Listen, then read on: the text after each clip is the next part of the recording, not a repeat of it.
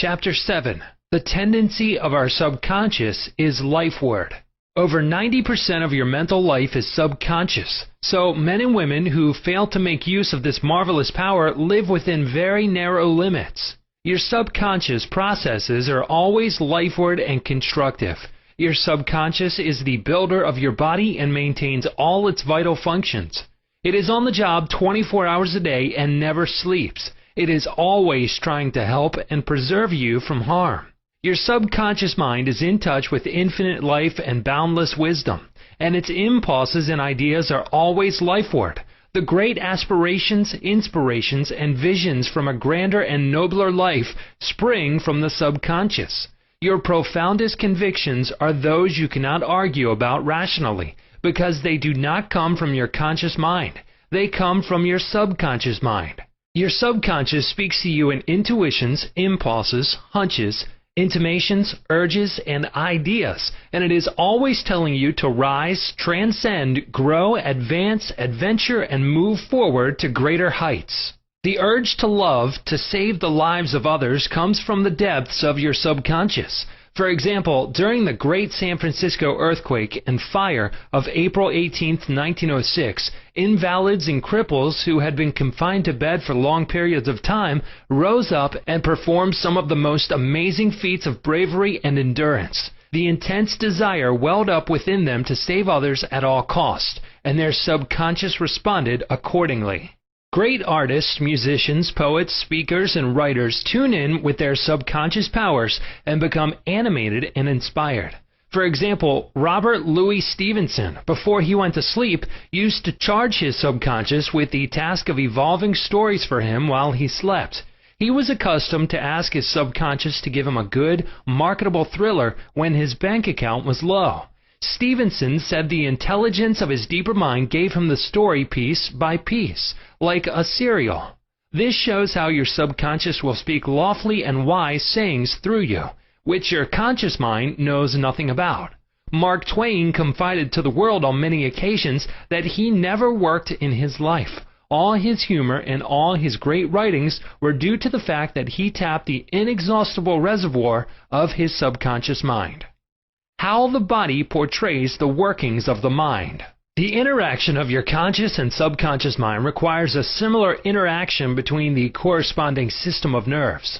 The cerebral spinal system is the organ of the conscious mind, and the sympathetic system is the organ of the subconscious mind.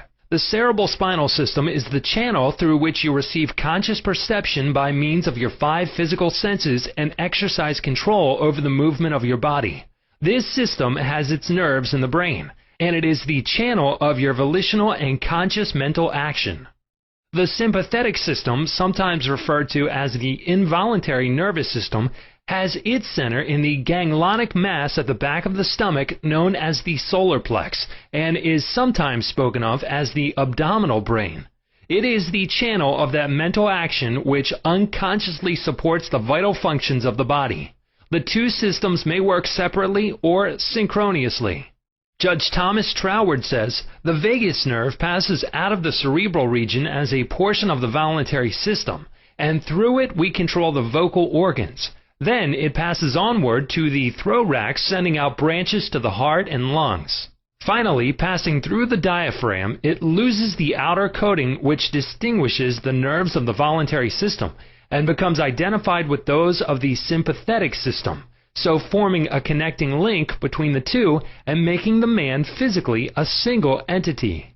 Similarly, different areas of the brain indicate their connection with the objective and subjective activities of the mind respectively, and speaking in a general way, we may assign the frontal portion of the brain to the former and the posterior portion to the latter, while the intermediate portion partakes of the character of both. A rather simple way of looking at the mental and physical interaction is to realize that your conscious mind grasps an idea, which induces a corresponding vibration in your voluntary system of nerves. This, in turn, causes a similar current to be generated in your involuntary system of nerves, thus handing the idea over to your subconscious mind, which is the creative medium. This is how your thoughts become things. Every thought entertained by your conscious mind and accepted as true is sent by your brain to your solar plex. the brain of your subconscious mind, to be made into your flesh and to be brought forth into your world as a reality. There is an intelligence which takes care of the body. When you study the cellular system and the structure of the organs, such as the eyes, ears, heart, liver, bladder, etc., you learn they consist of groups of cells which form a group intelligence whereby they function together and are able to take orders and carry them out in deductive function at the suggestion of the mastermind, conscious mind. A careful study of the single-celled organism shows you what goes on in your complex body. Though the monocellular organism has no organs, it still gives evidence of mind action and reaction performing the basic functions of movement, alimentation, assimilation, and elimination. Many say there is an intelligence which will take care of your body if you will let it alone. That is true, but the difficulty is that the conscious mind always interferes with its five-sense evidence based on outer appearances, leading to the sway of false beliefs, fears, and mere opinion. When fear, false beliefs, and negative patterns are made to register in your subconscious mind through psychological, emotional conditioning, there is no other course open to the subconscious mind except to act on the blueprint specifications offered it. The subconscious mind works continually for the common good. The subjective self within you works continuously for the general good, reflecting an innate principle of harmony behind all things. Your subconscious mind has its own will, and it is a very real something in itself. It acts night and day whether you act upon it or not. It is the builder of your body, but you cannot see, hear, or feel it building, as all this is a silent process.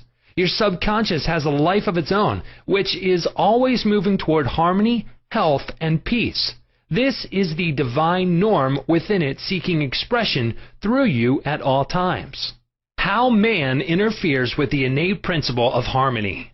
To think correctly, scientifically, we must know the truth. To know the truth is to be in harmony with the infinite intelligence and power of your subconscious mind, which is always moving lifeward. Every thought or action which is not harmonious, whether through ignorance or design, will result in discord and limitation of all kinds. Scientists inform us that you build a new body every 11 months, so you are really only 11 months old from a physical standpoint. If you build defects back into your body by thoughts of fear, anger, jealousy, and ill will, you have no one to blame but yourself. You are the sum total of your own thoughts. You can keep from entertaining negative thought and imagery. The way to get rid of darkness is with light.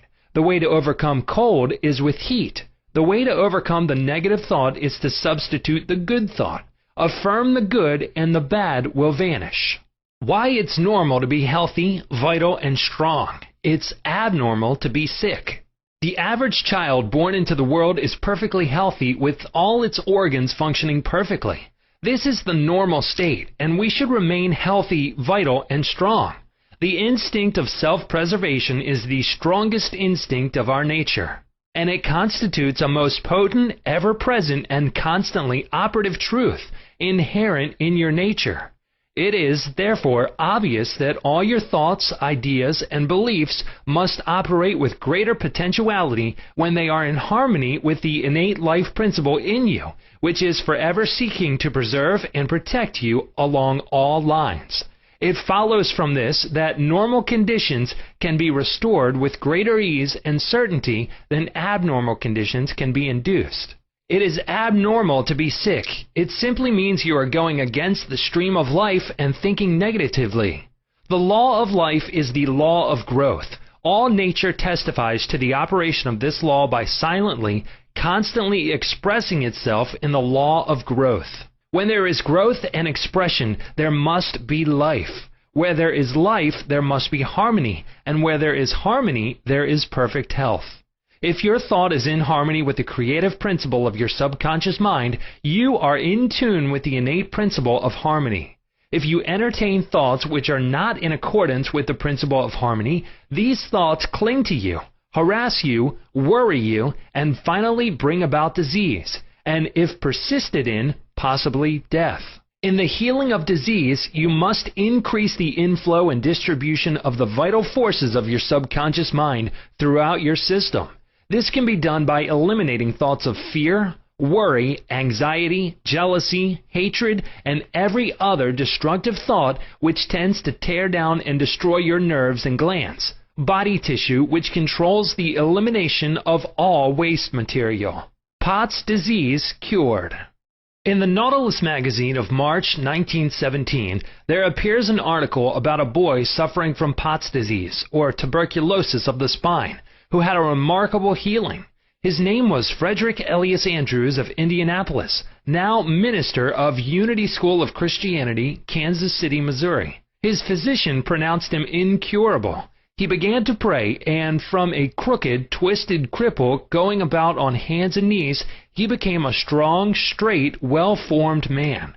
He created his own affirmation, mentally absorbing the qualities he needed. He affirmed over and over again many times a day, "I am whole, perfect, strong, powerful, loving, harmonious, and happy." He persevered and said that this prayer was the last utterance on his lips at night and the first in the morning. He prayed for others also by sending out thoughts of love and health. This attitude of mind and way of prayer returned to him multiplied many times.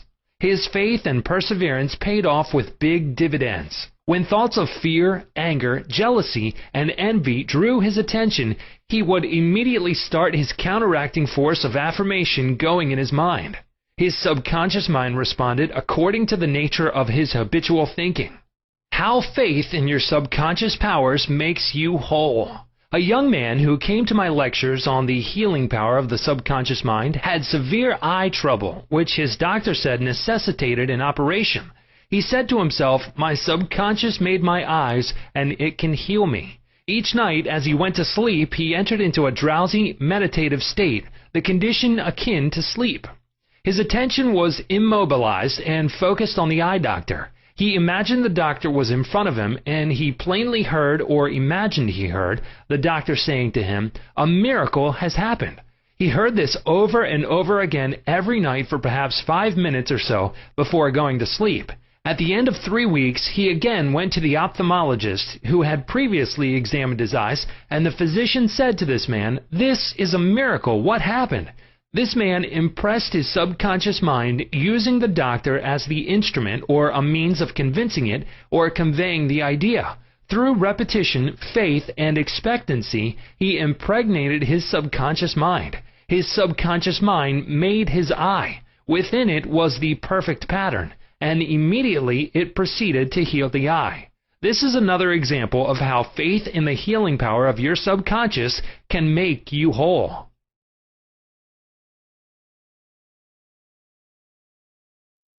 Pointers to review. Number 1.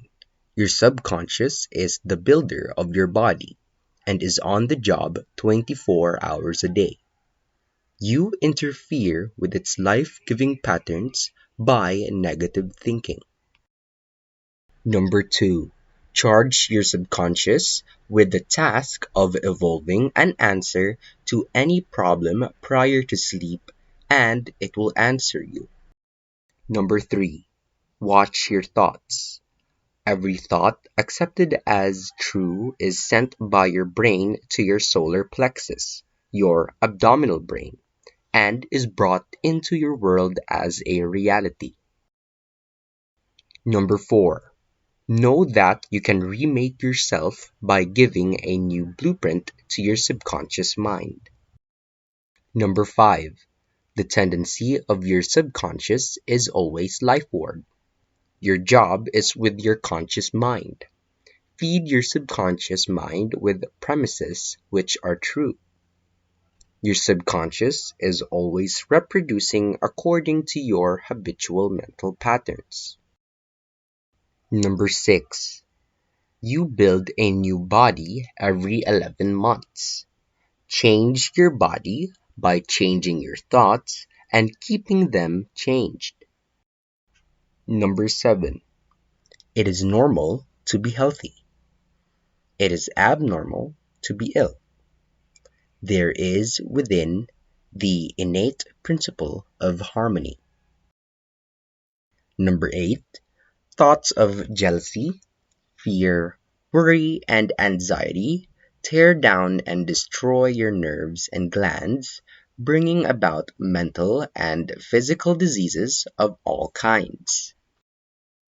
Number 9, what you affirm consciously and feel as true will be made manifest in your mind, body, and affairs. Affirm the good and enter into the joy of living.